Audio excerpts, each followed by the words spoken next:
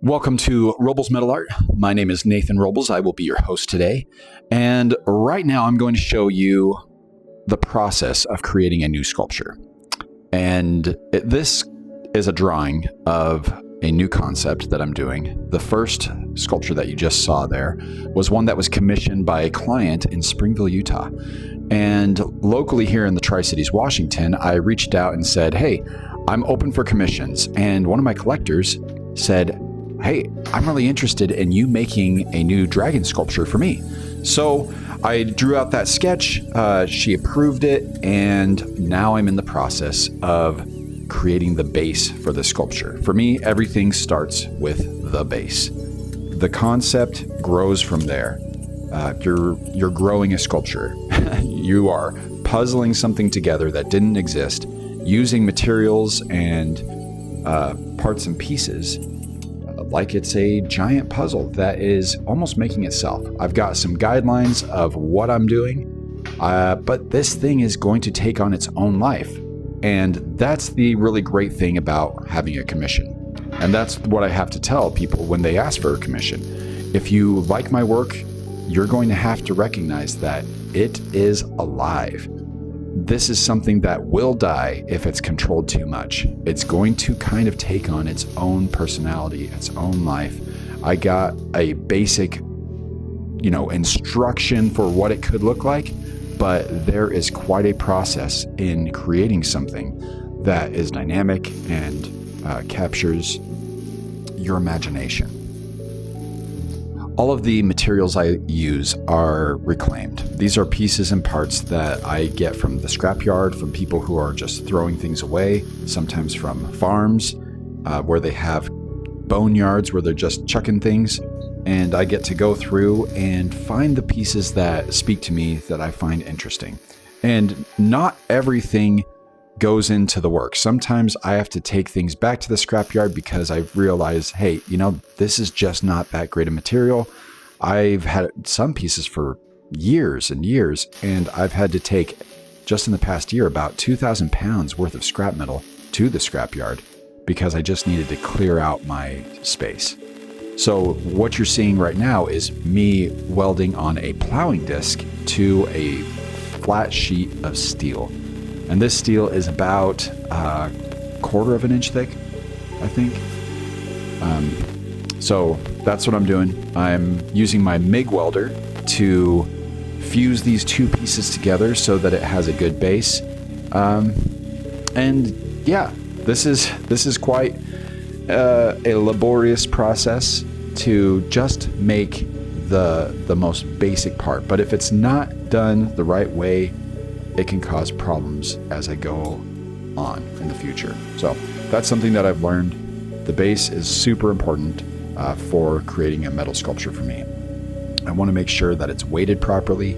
I want to make sure that there's going to be no tipping. If it's not stable, it's not going to be safe. We're working even just with this piece right here, these two pieces that I've welded together, it's already about 35 pounds. And this sculpture is going to be about 4 feet tall.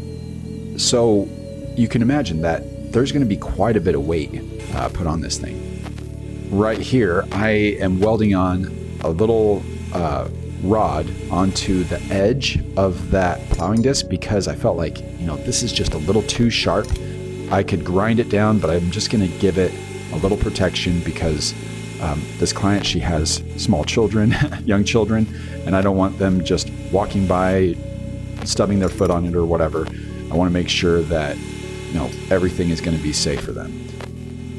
And the cool thing about this sculpture is it's going to be an indoor sculpture. It's not going to be big like the original one that I did. It's going to be about 4 feet tall, and it's going to be a lamp as well. So there will be some electrical lighting in this thing, which I'm really excited for.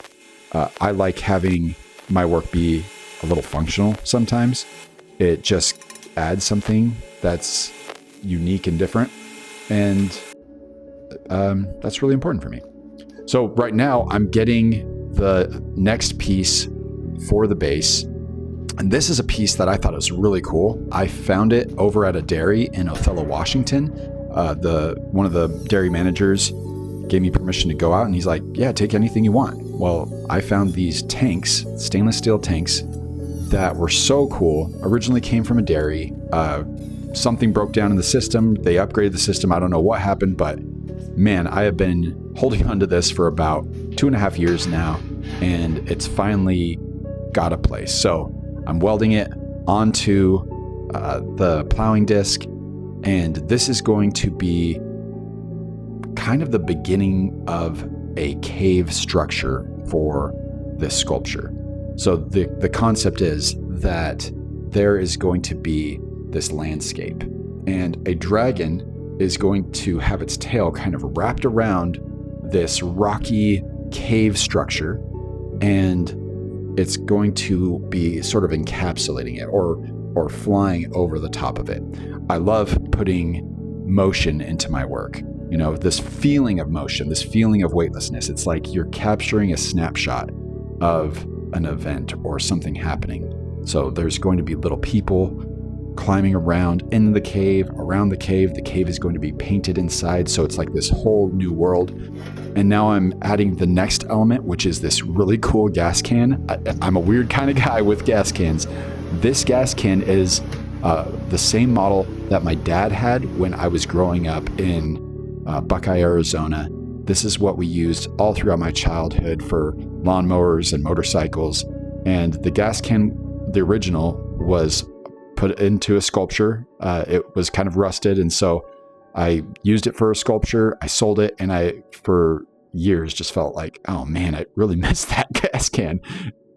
So I ended up buying a few on eBay, and I'm turning them into sculptures as well. I'll keep one, maybe a couple, so that I can just have them as a memento, maybe put them back into use. But I just love being able to take discarded materials and give them new life. Each piece has a story. Each piece had a life cycle. Each piece was engineered and designed by other humans. And maybe they're dead, but I'm honoring what they created, giving it new life so that it can continue on and be a part of somebody else's life as well. I create heirlooms. That's the thing that I love doing. I love being able to make something that can become a part of somebody's life, part of their story, part of their family. You know, these are pieces that will potentially last for generations. So thank you for being with me. I'm Nathan Robles, Robles Metal Art. Keep following along. This is part 1. This is happening now. I just finished editing this video, and I did a lot of that work very, very recently with the drawing, but yesterday and the past few days for some of that process video. So there will be more coming, and I want more people to recognize their own creative ability. I'm just a guy who didn't know what he could do when I was younger, and I had to develop a skill set and a design capability, and now I feel like I can make anything. So I want other people to recognize their own creative ability. And if you don't have that for yourself, I would love to still have you be involved and see what's going on, and potentially maybe you can have a piece of my work as well. I want more. As artists, we just want to give our work to other people. That's what we're doing it. We're creating for other people, for our communities. And so we need you, and I need you to help spread the word and see some really cool stuff. So thanks for being here, guys.